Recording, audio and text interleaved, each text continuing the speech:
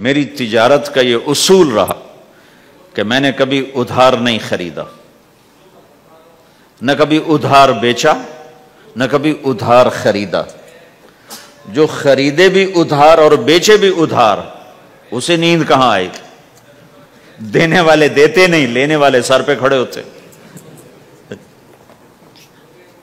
انہیں نہ بیوی اچھی لگتی نہ بچے اچھے لگتے، وہ گھر میں بیٹھ کے بھی گھر میں نہیں ہوتے۔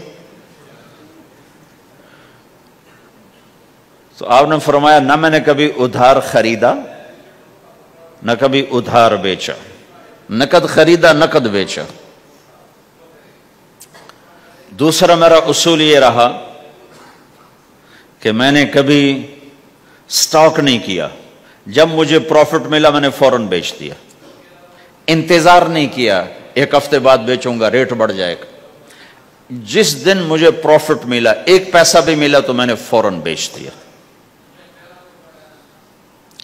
تیسرا اصول یہ تھا کہ میرے سودے میں کوئی کمی یا عیب ہوتا تو میں اسے چھپاتا نہیں تھا، ظاہر کرتا تھا، اس میں یہ کمی ہے بھائی، لینا تو لے لو، نہیں لینا تو چھوڑ دو۔ تو ہماری تو تجارت بھی جنت کا راستہ ہے۔ مدینے کے لوگ ذمہ دارا کرتے تھے، مکہ کے لوگ تجارت کرتے تھے، ان کی زراعت اور تجارت دین کے پھیلنے کا ذریعہ بن گئے۔ عبد الرحمن بن عوف رضی اللہ عنہ کا مال اللہ کے دین کے کام آیا، عثمان رضی اللہ عنہ کا مال اللہ کے دین کے کام آیا۔ جنگ تبوک میں 10,000 آدمیوں کا سامان حضرت عثمان اکیلے نے دیا۔ 30,000 کا لشکر تھا تو 1/3 10,000 کا سارا سامان عثمان رضی اللہ عنہ نے اپنے گھر سے دیا۔ اور وہ پیسے دینار لا کے پیش کیے نا، تو اللہ کے نبی وہ دینار لے کر یوں کر رہے تھے، ایسے ایسے، اور کر رہے تھے ما علی عثمان اللہ یعمل بعد عثمان، آج کے بعد تو کچھ نہ کر، جنت واجب ہو گئی تیرے پہ۔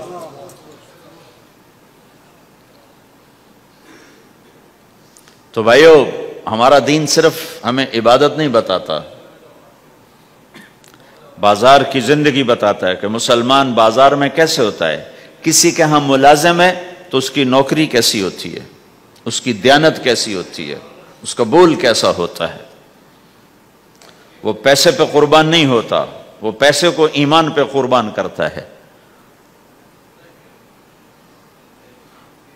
تو آپ کی تجارت بھی دین کے پھیلنے کا ذریعہ بنے گی۔ کہا یا رسول اللہ، مسلمان جھوٹ بول سکتا ہے؟ ہم نے کہا جھوٹ نہیں بول سکتا۔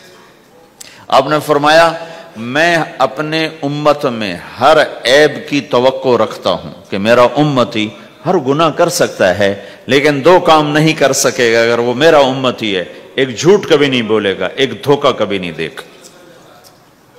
اور یہ دونوں کام ہمارے پورے عروج پر ہیں۔ تو مسلمان دھوکہ نہیں دیتا کسی کو، مسلمان جھوٹ نہیں بولتا۔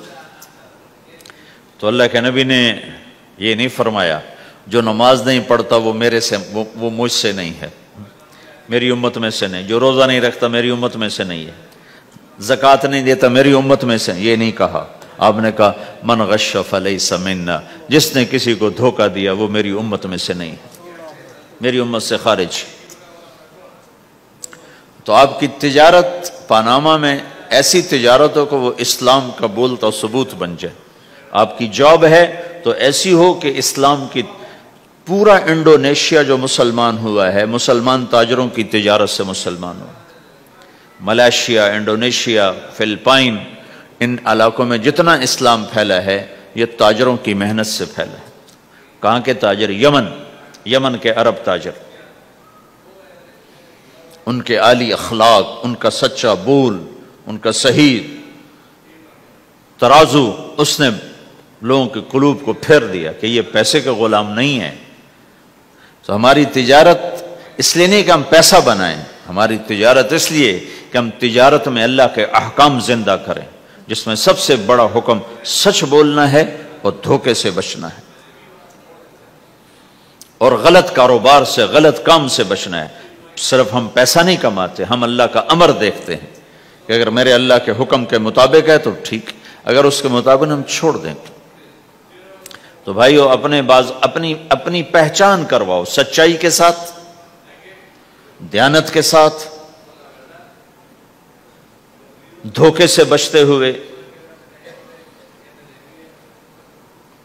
ایک تاجر مجھے بڑے فخر سے بتا رہا، فیصل آباد کی بات، کہ جی میں صبح صبح قرآن پڑھ رہا تھا، دکان پہ بیٹھا ہوا، کپڑے کا تاجر، تو ایک گاہک آ گیا، کہا جی آپ قرآن پڑھ رہے ہو، بھلے آدمی لگتے ہو، تو میں نے بیٹی کے جہیز کے لیے کپڑا خریدنا ہے، تو میں نے کہا آپ سے خرید لیتا ہوں۔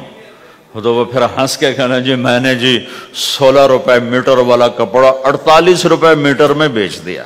میں نے کہا واہ بھائی واہ، قرآن کی قیمت بڑی تھوڑی لگائی تو۔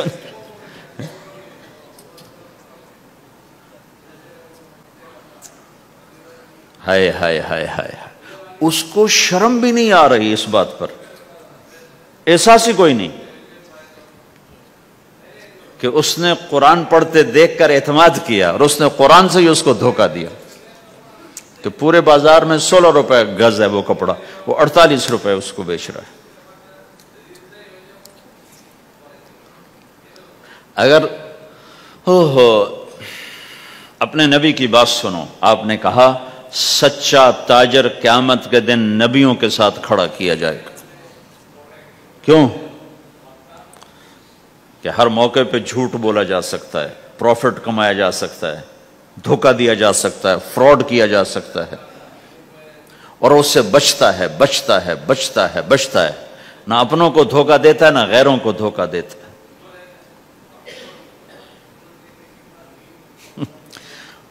جب انگریز کا دور تھا تو وہ ایک دلی میں ایک جیب کترا تھا، جیب کاٹنے والا، تو وہ یہ سکھایا کرتا تھا لڑکوں کو، پھر ان کو بھیجتا تھا، تو اس کا ایک چیلا شام کو صرف 2 روپے لے کر آیا، 2 روپے لے کر، تو اس نے کہا بے وقوف آج سارے دن کی کمائی 2 روپے؟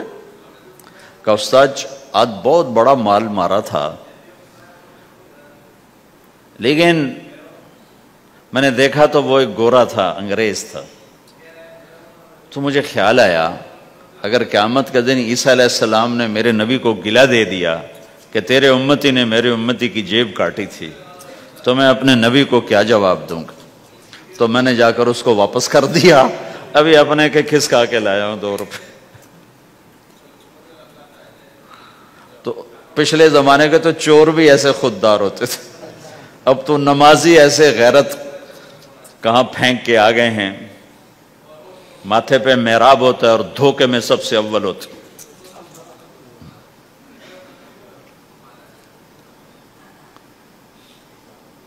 تو ہمارا اسلام صرف اس مسجد کی 4 دیواری میں نہیں ہے، ہمارا اسلام تو بارش کے قطروں کی طرح پھیلا ہوا ہے، آسمان کی بلندی ہے، آسمان کی وسعت ہے، جیسے اس سے زیادہ ہمارے دین کی وسعت ہے۔ تو آپ کسی دفتر میں ہو یا اپنے کاروبار میں ہو، تو اس میں بھی اللہ کے نبی نے آپ کو طریقہ بتایا ہے۔ تو بازار کے اخلاق ہیں مسکرانا نہیں، بازار کے اخلاق ہیں سچ بولنا، صحیح دینا، صحیح تولنا، صحیح سودے کا عیب بتانا۔